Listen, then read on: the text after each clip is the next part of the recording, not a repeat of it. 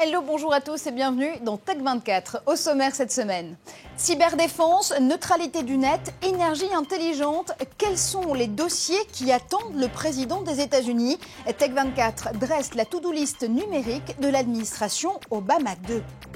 C'est le dernier né de la galaxie Apple. L'iPad mini se lance à la conquête du marché des tablettes compactes. Guillaume Gralet du magazine Le Point l'a testé pour vous. Mais d'abord, 4 more years, un simple message posté sur Twitter et relayé plus de 400 000 fois a scellé la réélection de Barack Obama. Le président américain le plus connecté de l'histoire connaît le web et il sait s'en servir. Bonne nouvelle, car il a plus que du tweet sur la planche pour son second mandat.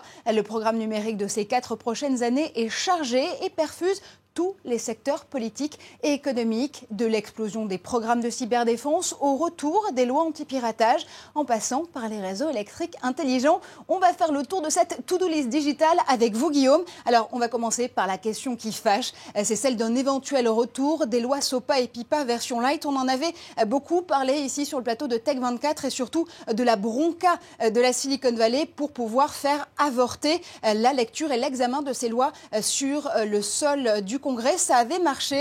Maintenant, il se trouve que la très puissante Motion Picture American Association, le lobby des producteurs d'Hollywood, ne veut pas en rester là. Et ça, forcément, ça va influer sur le mandat de Barack Obama. Effectivement, Marjorie, la guerre entre la Silicon Valley et Hollywood avait commencé. Elle a commencé, eh bien, elle va continuer et sans doute de plus belle. En fait, l'industrie des ayants droit, ceux qui vivent de la propriété intellectuelle, ne manquent pas de rappeler à Barack Obama combien il pèse en fait dans l'économie. 20% du PIB, 74% des exportations, et ils se font entendre. On connaît bien sûr Barack Obama, technophile, a organisé des dîners avec les patrons de Cisco, de Google ou d'Oracle, des dîners de bienfaisance. Il a exactement les mêmes contraintes et le besoin du soutien en fait des ayants droit de l'autre côté. Et ce qu'on risque de voir réapparaître, c'est effectivement des lois PIPA ou SOPA light, un petit peu moins maladroites que celles qu'on avait connues jusqu'alors, puisque vous savez, n'étaient pas uniquement condamnés les sites qui permettaient le téléchargement illégal, mais les sites qui renvoyaient vers ces sites frauduleux, c'est-à-dire tout le web, et on risque de voir également des attaques un petit peu en sous-main continuer, en fait un petit peu comme celle de type Mega Upload. On n'en a pas trop parlé, mais ces 2 dernières années, c'est pas moins de 1500 sites internet américains qui ont été mis hors d'état de fonctionner. Et justement, on va faire un tour du côté du dossier énergétique cette fois-ci, puisque dès 2008, Barack Obama, pour son premier mandat, avait pensé un réseau intelligent, électrique et surtout géant qui s'appelait Smart Grid. Il va falloir le repenser, ce réseau. Il va surtout falloir le sécuriser, puisque finalement, depuis 2008, on n'est pas arrivé à grand-chose. Exactement, Marjorie. Alors sur ce volet, en fait, on risque de voir Barack Obama mettre un petit coup d'accélérateur, puisque les attentes avaient été énormes. En fait, Barack Obama avait dit qu'il allait injecter pas moins de 100 milliards de dollars pour rendre ces réseaux intelligents, c'est-à-dire pour faire correspondre l'offre d'énergie à la demande et surtout la rendre plus propre, qu'enfin les États-Unis arrêtent d'avoir ce record de plus fort émetteur de CO2 par habitant et développer le solaire ou l'éolien. Alors, il y a eu un petit peu beaucoup d'effets d'annonce, beaucoup d'efforts qui ont été réalisés, mais il y a également des déceptions puisque sur ces 100 milliards, un rapport disait récemment qu'il en a un peu plus de 10 milliards, c'est-à-dire 11 milliards seulement qui ont été éjectés, et on risque de voir en fait se multiplier de nouvelles actions, sans doute peut-être voir de nouvelles technologies avancées. Il y a eu une technologie quand même, il faut quand même lui dire bravo là-dessus, de stockage d'énergie sous terre qui a été prometteuse dans le Texas et qui risque de se généraliser.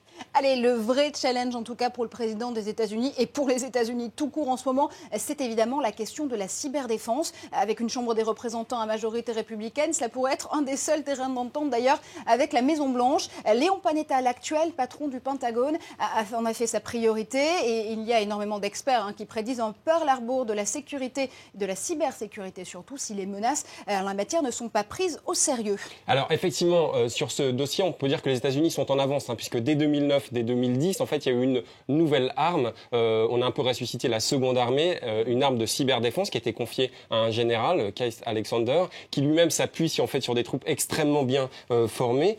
Par exemple, Ray Hernandez, qui lui possède plusieurs masters de science, c'est-à-dire ce sont des armées qui travaillent par ordinateur interposé et qui sont des vraies forces d'élite. Ceci dit, il y a un manque absolu de concertation entre ces unités d'élite, où les États-Unis sont en avance, et la majorité de leurs grandes entreprises qui, elles, sont considérées en fait par les analystes comme des passoire virtuelle. On pense que là-dessus que Barack Obama va là aussi mettre un coup d'accélérateur puisque les États-Unis qui étaient en avance sont maintenant rattrapés par la Chine, par la Corée du Sud et du Nord qui se sont dotés d'armées électroniques. Allez, la guerre au cyberarmement sera quelque chose qu'on suivra bien évidemment avec vous, Guillaume, dans Tech24. Restez avec nous puisque dans une seconde, on teste l'iPad mini en plateau. Beaucoup plus pour beaucoup moins, c'est la promesse de l'iPad mini dévoilée par Apple il y a quelques jours. La tablette compacte 7 pouces 9 version Apple est en effet la plus légère et la plus fine du marché, 310 grammes pour 7,2 mm d'épaisseur. Et les consommateurs s'attendaient peut-être à un autre slogan au mini prix, mais il fait le maximum. Eh bien, c'est raté puisque iPad mini est la plus chère de sa catégorie. Elle est vendue 339 € à partir de 339 €. C'est 140 € plus cher que la Nexus 7 de Google ou encore que la Kindle Fire d'Amazon. Alors, Guillaume, qu'est-ce que vous vous dites quand vous voyez cette tablette? C'est quoi? C'est un jouet? C'est un gadget? C'est pour tout public? Eh bien, en fait, quand on regarde un petit peu sur le papier les mensurations de ce bébé iPad, on a un petit peu peur parce qu'on se rend compte en fait que le processeur n'est pas le tout dernier processeur qu'il y a sur les dernières tablettes d'Apple.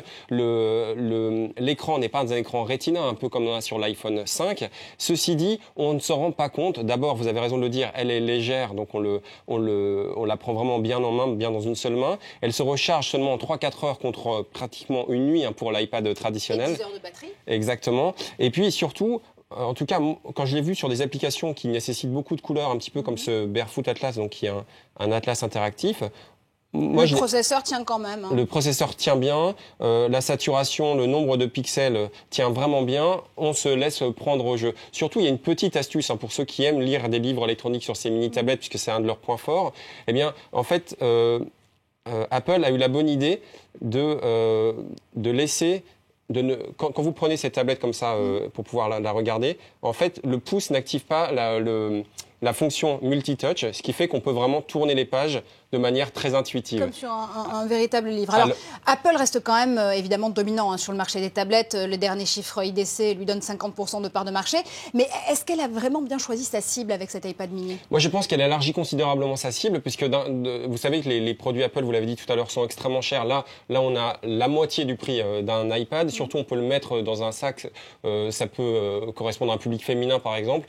Pour moi, je l'ai trouvé extrêmement mobile. Donc ça, c'est vraiment bien fichu. Ceci dit, Apple, qui sur cette bataille était venu un petit peu en retard, on sait que Steve Jobs ne voulait pas de ce format, doit faire un petit peu attention encore une fois à la concurrence. On a presque envie, puisqu'on a un format qui n'est pas loin de celui du Galaxy Note, de se demander pourquoi il n'y aura pas un jour une fonction téléphone. En dehors de cela, je trouve que les finitions sont vraiment bien fichues. Les petits défauts dont on a parlé, le manque de connectique, il est vite oublié avec les applications. Surtout, on a accès aux fameuses 270 000 applications qu'on a sur le grand iPad. Allez, je vous laisse appeler avec votre tablette. On se dit à la semaine prochaine, Guillaume.